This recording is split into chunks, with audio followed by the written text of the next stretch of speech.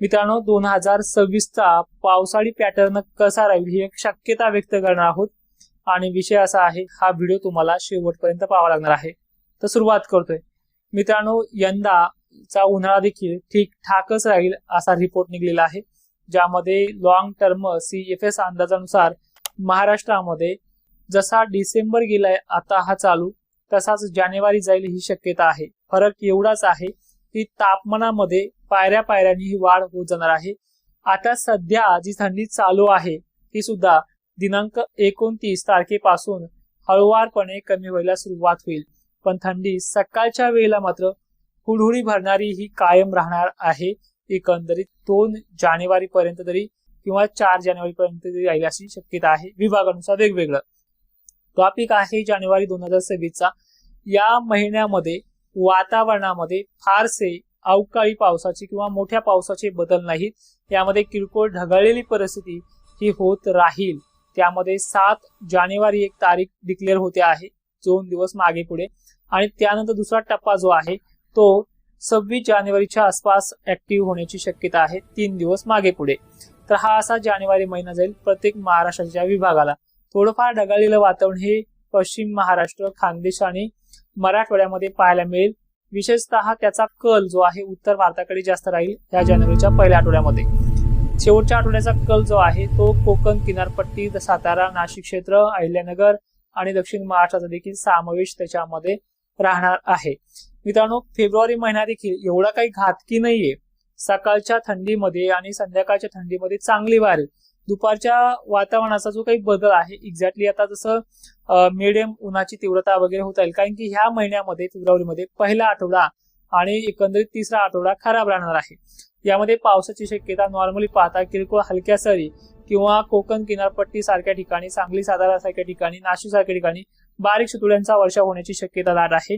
त्यामध्ये तारीख समोर येते, एक तर 18 पासून 21 तारखेच्या दरम्यानची तारीख येणार आहे। 4 दिवसाचा फरक कोणत्याही तारखेदरम्यान राहू शकतो।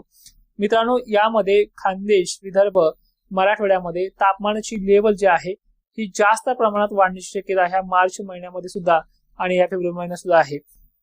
आता बोलूयात मार्च आणि फेब्रुवारीमध्ये, हे थोडक्यात सांगतोय। मार्च आणि एप्रिल महिन्यामध्ये शक्यतो पाऊस हा वादळी वाऱ्याचा राहण्याची भीती आहे, पण मार्च महिन्यामध्ये शेतकऱ्यांचा गहू, हरभरा हे पिकं सुखरूप पार पडतील किंवा त्या टायमिंगला आपण ती तारीखही देऊयात। कच्चा माल काढण्याचं सजेशन तर आपण कोणाला करणारच नाहीये, पण त्यावेळेस ते काढण्याच्या तारखा देखील त्याच्या अगोदरच तुम्हाला देऊया, जेणेकरून तुमचं 8-15 दिवसामध्ये किंवा 20 दिवसामध्ये नियोजन लागून जातं। मग ह्या महिन्यामध्ये तारखा समोर कोणत्या येतात, एक्झॅक्टली जवळपास 11 तारीख ही मार्च महिन्यामध्ये वादळी वाऱ्याची, त्यामध्ये शक्यता नाशिक, सातारा, बीड, जालना, त्यानंतर छत्रपती संभाजीनगर असे येऊ शकते, पण पाऊस हा टिकाऊ नाहीये। 12% अशी टक्केवारी त्यामध्ये निघते। अधिक माहिती आपल्या ऍप्लिकेशन मध्ये लाईव्ह मी आता घेतलेला आहे। त्यानंतर परिस्थिती जर आपण पाहिली की विशेषतः शेवटचा आठवडा, एकंदरीत तारीख निघते 26 किंवा 24, 4 दिवस मागे पुढे। तर ह्या तारखेदरम्यान वातावरण राज्यातलं वादळी वाऱ्याचं आणि पावसाचं राहू शकतो। विशेषतः प्रभाव गडचिरोली, चंद्रपूर, यवतमाळ सारख्या ठिकाणी पाहायला मिळू शकतो। पण हा ट्रॅक जो आहे, आता जिल्हे घेतलेत हे बदलू शकतात, त्याच्यामध्ये बरेचसे बदलणार आहेत। मग याच्यात समजून काय घ्यायचं आहे की उन्हाळ्यामध्ये अशा प्रकारचे वादळ वगैरे दरवर्षी जसे बनतात त्याची टक्केवारीमध्ये तफावत आहे। 2024 सारखी परिस्थिती एक्झॅक्टली उन्हाळ्याच्याही पॅटर्नची राहू शकते।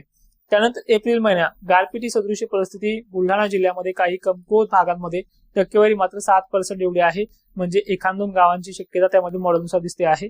त्यावेळेस ज्या काही CFS मॉडेल कडनं ज्या काही जेट विंड किंवा अनेक बऱ्याचशा प्रकार WD ची शक्यता पाहता आणि लानिना न्यूट्रल कंडिशन मध्ये फेब्रुवारी मध्ये जातो आहे, त्याची तफावत पाहता त्या टायमिंग पर्यंत टेम्परेचर वाढेल आणि WD ची ऍक्टिव्हिटी राहू शकते अशी एप्रिल महिन्याची डिटेल आहे। मित्रांनो एवढ्या लॉंग टर्म अंदाजामध्ये भीती घालून देखील चुकीचं आहे, पण खानदेश, विदर्भ आणि पश्चिम महाराष्ट्रामध्ये हे अपवाद वादळी वाऱ्याची घडण्याची शक्यता आहे। मराठवाडा आणि खानदेश तर टार्गेटवरती दरवर्षीच राहतो, कुठे मोठे हे प्रकार घडतात, पण टक्केवारीमध्ये तफावत आहे, कमतरता वगैरे वाटते। आता मेन आणि थोडक्यात सांगतो 2026च्या पावसा संदर्भामध्ये। मित्रांनो जून आणि जुलै हे 2 महिने तुम्हाला दरवर्षी माहिती आहे, पेरणीच्या टायमाला पाऊस येणं सोडणं वगैरे। पहिला तर जून अर्धा उन्हाळ्यातच जमा असतो, त्यानंतर झाला कुठेतरी सुरू तर शेवटच्या तारखेला पण ह्या वर्षी आणि गेल्या वर्षीच्या तुलनेमध्ये गेल्या वर्षी म्हणतोय ह्या 2025च्या वर्षी तुलनेमध्ये आणि 2026च्या तुलनेमध्ये फरक एवढाच आहे. यावर्षी लानिनाची तीव्रता चांगली होती, पुढच्या वर्षी तो न्यूट्रल कंडिशन मध्ये जातो, अल निनो मध्ये जात नाही, निव्वळ दुष्काळ नाही. हा एक धीर तुम्हाला ह्या रिपोर्ट मध्ये निघतो आहे.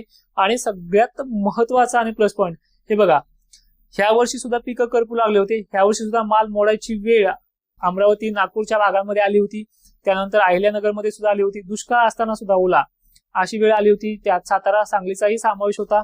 जालन्यामध्ये परभणीमध्येही अनेक भाग होते, पिकं करपू लागले होते.